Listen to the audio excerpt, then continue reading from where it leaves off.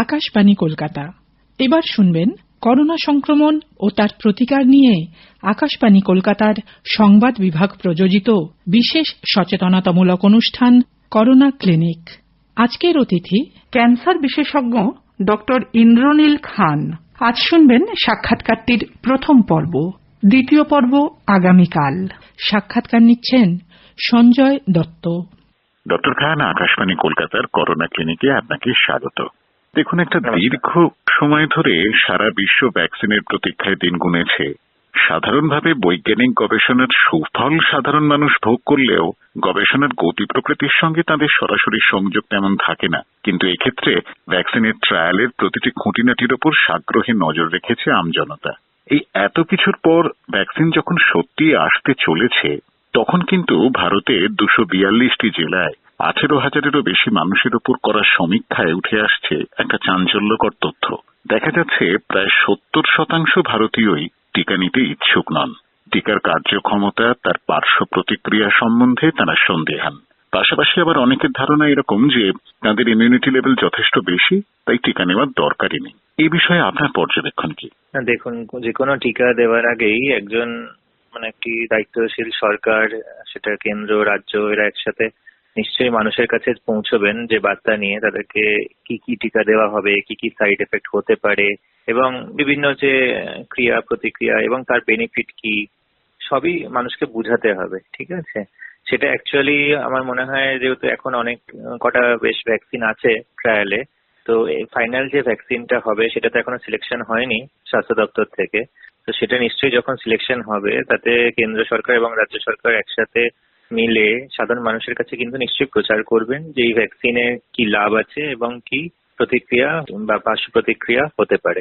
তো সেইগুলো কিন্তু মানুষকে জানানো দরকার, সেগুলো নিশ্চয়ই সরকার জানাবেও। এবং তারপরে আমার মনে হয় যে 70%-এর যে শতাংশটা দেখছেন, তাতে মানুষ যদি দেখে যে তাতে তাদের বেনিফিট হচ্ছে, তাতে নিশ্চয়ই এই 70%টা হয়তো 7% গিয়ে থাকবে এবং হয়তো 0% গিয়েও পৌঁছতে পারে। অর্থাৎ আপনি বলছেন যে মূলত তার মানে টিকা সম্পর্কে সচেতনতার অভাব রয়েছে, সেই জন্য এইরকম একটা পরিসংখ্যান আমরা পাচ্ছি। আমি আশাবাদী, কারণ সচেতনতার থেকে একটা ব্যাপার হলো বর্তমানে কোন টিকা হবে এবং ট্রায়াল নিয়ে ব্যাপারটা হলো কোন ট্রায়ালে কি হবে, কোন টিকাতে সাইড এফেক্ট আছে, এগুলো মানুষ এখনো সবাই জানেও না। এবং সত্যি কথা বলতে, কোন ভ্যাকসিন আলটিমেটলি দেওয়া হবে, যে পার্টিকুলার টিকা, ধরুন বিভিন্ন মাল্টিন্যাশনাল কোম্পানি আছে বা দেশীয় কোম্পানি আছে, তারা অনেকেই ট্রায়াল চালাচ্ছে। তো ফাইনাল যে এটা দেখা যাবে যে সবচেয়ে বেশি সেফ, যেটা সেফেস্ট যে পার্টিকুলার ভ্যাকসিনটা থাকবে এবং মোস্ট এফেক্টিভ। তো সেফটি অ্যান্ড এফিকেসি, এটা এই দুটো নিশ্চয়ই অ্যাসেস করেই সরকার ঠিক করবে যে কোন ভ্যাকসিনটা মানুষের কাছে দেওয়া হবে, এবং সেই ভ্যাকসিনটা সরকারেরও তো একটা দায়িত্ব থাকে তো সেফটি অ্যান্ড এফিকেসি নিয়ে। তো সেটা হওয়ার পর নিশ্চয়ই এই ডিসিশনটা মানুষও নিতে পারবে, নিজে অনেক হেল্প করবে। অনেকে আবার একটা কথা বলছেন যে টিকার আবিষ্কার এবং তার প্রয়োগ এখন আর কেবলমাত্র চিকিৎসা সংক্রান্ত মাপকাঠির উপর নির্ভর করছে না। বিশাল বাজারের হাতছানি, কোটি কোটি ডলারের বরাত পাওয়ার আকর্ষণ, রাজনৈতিক ক্ষমতা দখল, এমন নানা রকম ফ্যাক্টর এর পেছনে কাজ করছে। এখন এই কথাগুলো ঠিক হোক বা না হোক, আপনার কি মনে হয় যে টিকা নিয়ে সাধারণ মানুষের যে অনাস্থা, তার এটাও একটা কারণ? এটা তো একটা কারণ আছে, এবং বিভিন্ন সময় আমরা সংবাদ মাধ্যমে বিভিন্ন ধরনের খবর দেখেছি এবং বিভিন্ন রাজনৈতিক ব্যক্তিত্বের কাছে কিছু যেগুলো ইরেসপন্সিবল কিছু কমেন্টও আমরা দেখেছি টিকা সম্পর্কে। সেইগুলো আমার মনে হয় সবাইকে একটা সংযত ভাবে চলতে হবে, যাতে আখেরে মানুষের লাভ হয়। সেই দিকটা একটু দেখতে হবে সবাইকে, সংবাদ মাধ্যম বলুন বা বিভিন্ন রাজনৈতিক বা প্রভাবশালী ব্যক্তিত্বদের। ঠিকই।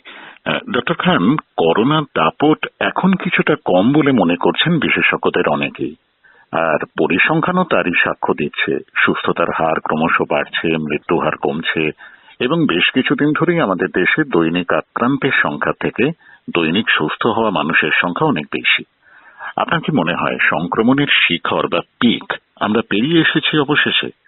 দেখুন, এগুলো যে কোনো প্যান্ডেমিকের একটা সিঙ্গেল পিক হয় না। অনেক সময় অনেকের ক্ষেত্রে যদি আমরা সময় মতো ভ্যাকসিন প্রয়োগ না করতে পারি বা সময় মতো ভ্যাকসিন বা আমরা যেটা এফেক্টিভনেসটা না থাকে, দেখা যায় যে ভ্যাকসিন কাজ করছে না।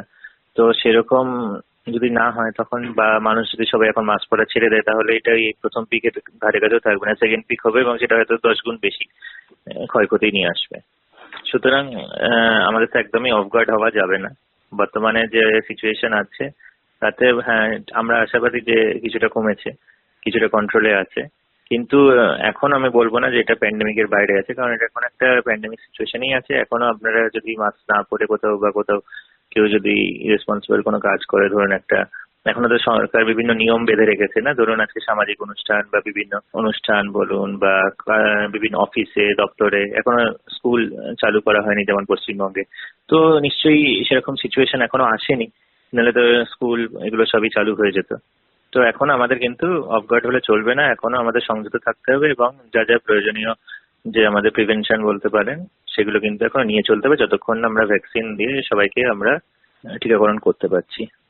মাস ভ্যাকসিনেশন না হওয়া পর্যন্ত এবং একসাথে একটা যেমন আমরা দেখেছেন যে পোলিওর সময় হয় একটা পালস ইমিউনাইজেশন হয় সারা দেশব্যাপী একসাথে ভ্যাকসিনেশন, তো এরকমই একটা সিচুয়েশন যে পর্যাপ্ত পরিমাণে ভ্যাকসিনেশন এবং সমস্ত মানুষ নিল একসাথে, এবং তখন এবং দেখা গেল যে যখন নাম্বার অফ কেসেস 0 হবে সেরকম সিচুয়েশন হলে তবে আমরা বলবো যে কন্ট্রোলে আছে। একেবারে।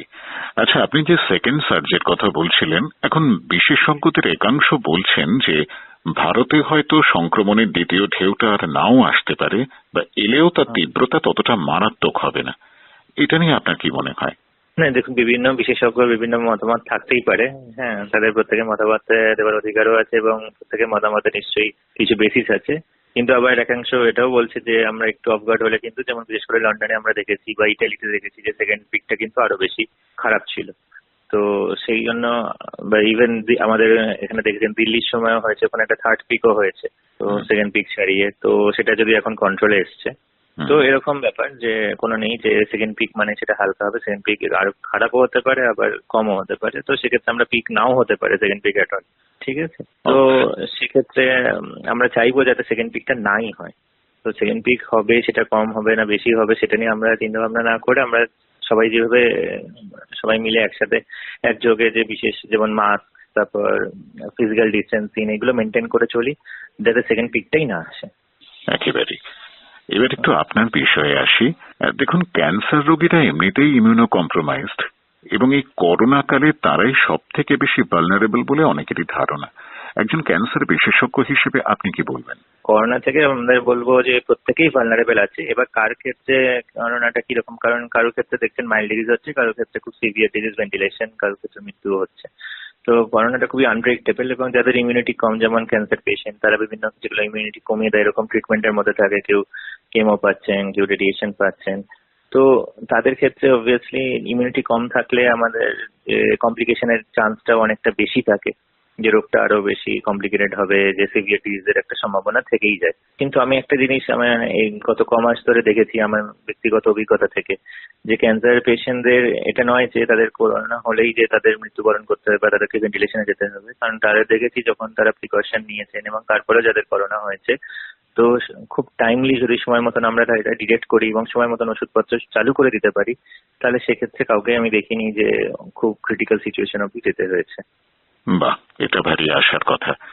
নিশ্চয়ই। আর এবং এটাও বলবো যে ক্যান্সার পেশেন্ট হোক বা যারা ক্যান্সার নেই প্রত্যেকেই যেন এই যে মাস্কের বিষয় এবং বিভিন্ন যে সচেতনতার জন্য যে ফিজিক্যাল ডিস্টেন্সিং এগুলো যেন মেনটেন করে চলে। তো এবং আর একটা যেটা বারবার বলি যে আর্লি ডায়াগনোসিসটা খুব ইম্পর্টেন্ট, কারণ বিশেষ করে যারা ইমিউনিটি কম যেমন ক্যান্সার বা এইচআইভি পেশেন্টদের ক্ষেত্রে তাতে কি হয়, রোগটা খুব অ্যাডভান্স হওয়ার আগে আমরা যদি কিছু চিকিৎসা শুরু করে দিতে পারি তাদের অতদূর মানে খুব খারাপ ডেটোরিয়েশনটাকে আমরা যতটা পারি আটকাই।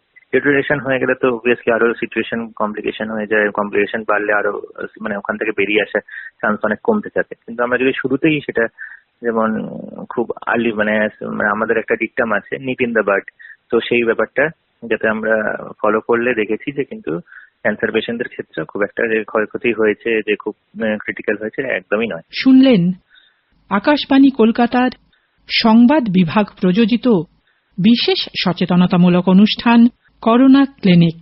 আজকের অতিথি ছিলেন ক্যান্সার বিশেষজ্ঞ ডক্টর ইন্দ্রনীল খান। শুনলেন সাক্ষাৎকারটির প্রথম পর্ব। দ্বিতীয় পর্ব শুনবেন আগামীকাল। সাক্ষাৎকারটি নিলেন সঞ্জয় দত্ত।